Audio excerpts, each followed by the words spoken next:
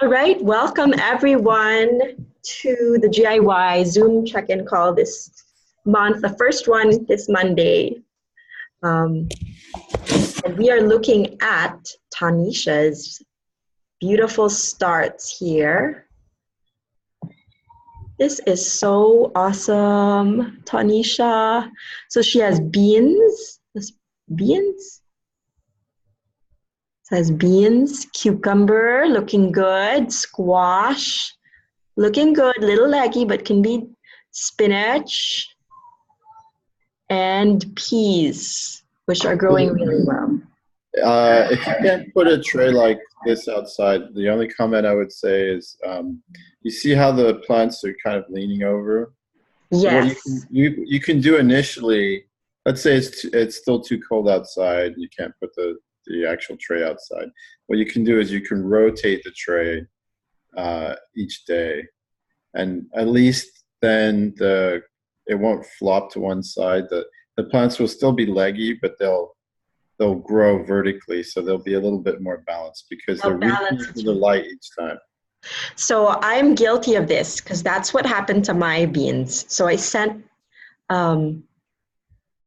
Ilona some beans that were leggy that you can put on in the ground right now, GIY or Ilona, and they came from a tray like this where they flopped on.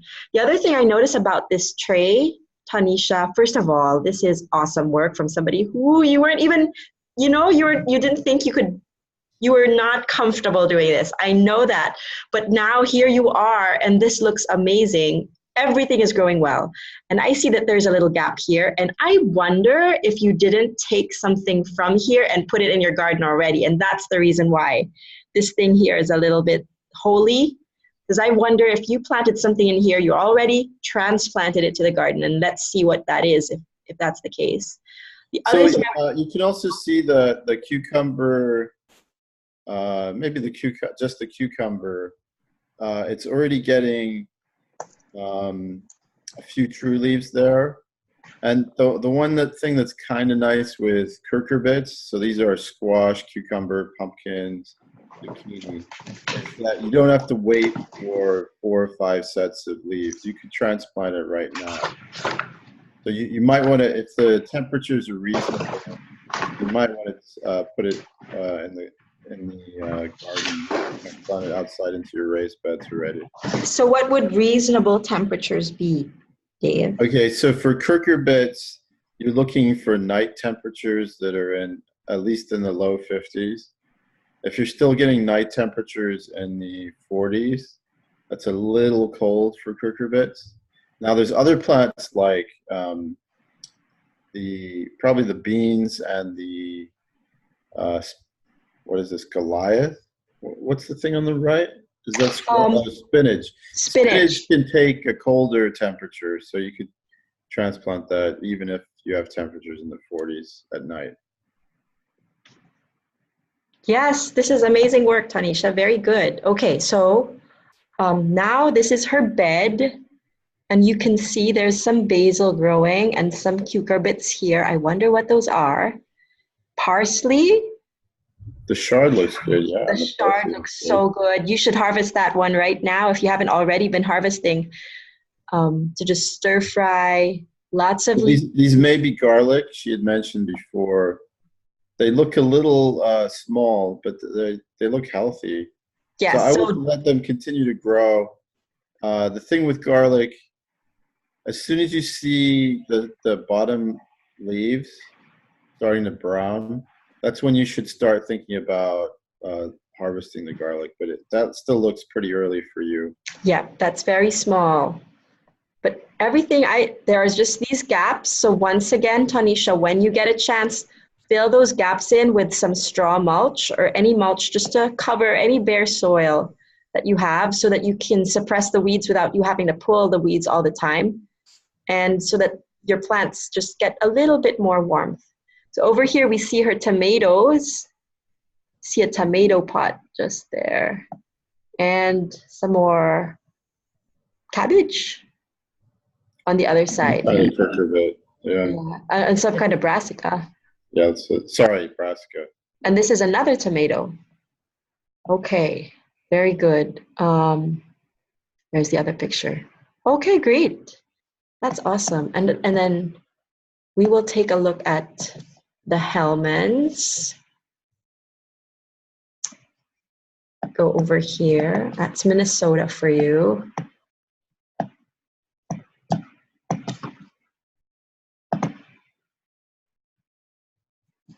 So Brian and Christina's Kentucky Garden. So excited for you guys. I know you're not here, but I am just so impressed. Every time you guys post, there's like something big happening. Aha. So Dave, you commented on this?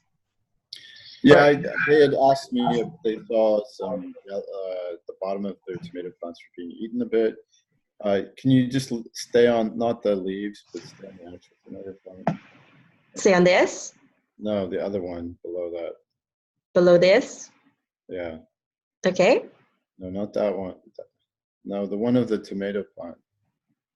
The one of the entire tomato plant. Am I supposed to go down or up? Nice. On it, and then. Sorry. Okay, so it's That's not. nice time. This is the entire tomato plant. No, that looks like radishes or something that went to there. We go. Okay. Oh, Okay. this one? Okay, okay. I was on this. I guess it's just delayed. Okay. Now it's back to the leaves. Huh? Okay, maybe it's just delayed. This one, right? Yes. Okay, I'm gonna stop now. There, I'm not pressing anything. It's the entire tomato plant. Okay. Yay. Okay, so the tomato plant looks like it's putting on a lot of leaf matter. That's good. The thing that can happen with these fungal infections is if it's raining a lot and the soil might not be perfect. What happens is, and it also depends on the variety, is you'll start to see these like yellow brownish spots on some of the lower leaves. And if the tomato plant is already a good size and it's putting on a lot of leaf matter, it might be able to balance out what it's losing from the spread of the fungal infection. And if you have a dry period after a lot of rain, you can also kind of remedy it by pulling the leaves that have a lot of spots early. The key is you don't pull those branches off and leave them at the base of the tomato. You actually have to remove them completely so that they don't continue that spread of the fungal infection. Yeah, so I think their plant is big enough that they should still get a pretty good harvest, depending on the variety. Now, some people will recommend that you pinch suckers. So you can see there's an awful lot of green growth on this tomato plant. And maybe there's more leaves than there are actual tomatoes. So what they recommend is, and I don't do too much pruning because it's more effort, but what you can do is, what'll happen is you have your main stem that comes up from the tomato, and then you have your side branches and your flowers. But then what happens is the tomato also sends out a new branch in between the main stem and one of the larger branches, and that becomes a whole side shoot. So what you can do is just occasionally, maybe like once a week or once every other week, as you look at your plant and anything that's starting to sprout out there into a side shoot, you pinch that off. They call those suckers. So you can pinch those suckers off. And that way you'll get a little less, the tomato plant will put a little more energy into producing fruit than side branches. The other thing I was thinking of is, and I just told this same thing to Ilona because I did a visit. Those of you GIYers who are local, I try to visit you guys. So is you could put some flowers here that could help as well when the fruit actually comes, to help deter the pests that would attack the fruit and of tomatoes. So I would put marigolds, not for the sake of the flower, the blossom, but for the roots to send out those exudates that repel certain pests. The other thing is also to just anything that's bare soil, to mulch that with straw. And it's a simple thing. It's about $8.99 sometimes in your local nursery to get one bale of straw, and that is more than enough for a garden like this. And it'll pay off so much whenever you do it. So that's one thing we'd suggest. All right. The final question, they may end up being on the Zoom call later on this Wednesday. Week. Yeah, but I'll just I've answered a lot of their questions, but they had a question about timing for the fall already. Yes, good question. They had this feeling like they were a little bit behind. Now, I mean, their stuff looks pretty good, so I don't think, maybe just in terms of planning, they're feeling behind for the summer. So I just wanted to give some suggestions for plants that you could start if you're starting to think about the fall. So if you're in a shorter climate, or like a Midwest, the temperate climate. So this doesn't, this advice does not, it's not going to be useful if you're in the Southeast or the Southwest, because you're then in a subtropical or a dryland climate, and you have an extended growing season. But if you're in a temperate climate and it starts to get frosts around September, October timeframe, what you want to be starting now, you start with your root crops first. So you do things like winter radish, turnip.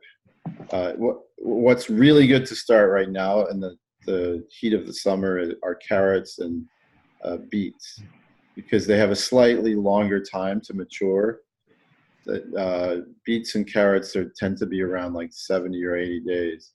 So if you start them now, then you're going to get large carrots and large beets in the fall, and they actually taste better in the fall. They convert some of their starches to sugars in the fall. You could also do parsnips now if you're thinking about root crops, or daikon radish is another one, which is a kind of form of winter radish. So you do your tubers, your root crops first, and then you do like your longer brassicas. So these are things like Brussels sprouts. That's a good thing to start now. There's certain brassicas that take like 90 days. So if you wanted to do like heading cabbage, these are cabbages that can get 3 or 4 pounds large, then you want to start those now. The problem with brassicas is that they bolt easily. So it's a little bit difficult to start them in the summer. What you have to do, so when I say brassicas, I mean cauliflower, broccoli, Chinese broccoli, winter radish, Brussels sprouts, all of these, they don't really like the heat. So what I recommend is that if you're putting them outside, to take advantage of all the wonderful sun that you get in the summer, put them in the shade. So put them, at least the temperature will be 10 to 15 degrees in full shade, less than the actual temperatures in other places. So if you keep your seed tray in full shade, then your brassicas, and keep them hydrated, then your brassicas will still do okay, even if you start them now. And then, pardon me. Finally, you want to do your kind of fast-growing fall crops, things like lettuce, parsley, cilantro, things that grow pretty quickly, they mature really quickly. Cauliflower actually can grow really fast. You can grow it in about 40 to 50 days. So you would start those things more like the beginning of August. Okay. I'm writing some of these things down just as like timestamps for when people do the replay so that they can pick up from what they're interested in. If they're interested in plants you can start in the fall, that would be a great base. And I guess that would be your advice for the Hellmans would be what their question was, what, whether they're late and what to start in the fall. And I guess those are great tips, Dave. Ilona as well was wondering what to start in the fall because we talked about designing your garden for the fall now. And that is an advice that I'd like to give everybody right now, wherever you're growing from. Even though you feel like, especially those in the northern climates, Minnesota, Wisconsin, that you're just starting your summer now, now thinking about the fall ahead of time and doing these starts, or at least finding these seeds, purchasing these seeds if you don't have them and you want to grow them for the fall, so you have a fall harvest as well, is a good idea. Another thing I wanted to talk about was the importance of weighing your harvests so that we have an objective assessment of how you are doing this year versus last year. And Dave, I almost want to give an incentive to people who kind of have, the biggest summer harvest, that they can show us their sheet of, tally how much they brought in for the summer, and that will be an incentive for them to take note of what their harvests are, an incentive also, to getting to getting whatever prize we're going to give them, which I don't know what it is yet. But what do you think? Yeah, that sounds good. Uh-huh. I don't know how we'll make it objective. If they just have pictures, they're going to have to actually weigh some of the stuff. Exactly. So the objectivity of it will be coming from the weight. So whenever you harvest, if you have a kitchen weighing scale, and if you don't, it's a good idea to invest in one, to weigh what you bring in and to log what it was, like whether it was beans or tomatoes. And then we tally everything that you've brought in, and we at the end of the summer and find out who harvested the most. And I think that'll be a really objective assessment of how much you can grow in one summer, given whatever your space is. So think on that. You can start weighing now. Summer just began 3 days ago, and then we'll end it at the end of summer, which is, I guess, when is the end of summer? 3 months from now. So I find it useful year to year more than anything else, is that I can then compare on a monthly basis what I'm kind of expecting to harvest the following year. And then aside from that, I'm kind of competitive, so it's nice to always outdo whatever I did the previous year. But I also find it useful because then I take a look at how much space that we have to grow and how much we've produced from those areas.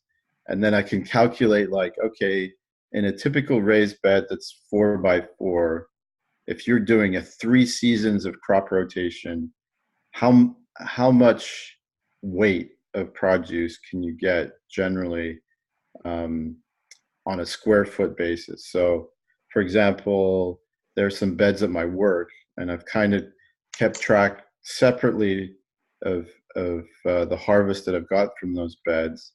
And I've calculated you can be very productive even in a small bed. So even in a 4x4 bed, if you do 3 seasons of crop, so you do a spring crop, a summer crop, and a fall crop, you can get probably about, I've tracked this, in a 4x4 bed, you can potentially get over 50 pounds. wow. Produce. So if you do that on a square foot basis, 4x4 is 16 square feet. So you're getting like 3 pounds of produce per square foot, which is pretty productive. So the key there is that you're actually rotating. So you're getting your seasonal rotation. So I've talked about this before. Yes. You want to start with your legumes, and then you can follow a legume crop with like a heavy feeder. And then you can put in your lighter things like carrots and lettuce. They're lighter crops. They don't require as much nutrition. So you can mix those in the kind of the third season that you have.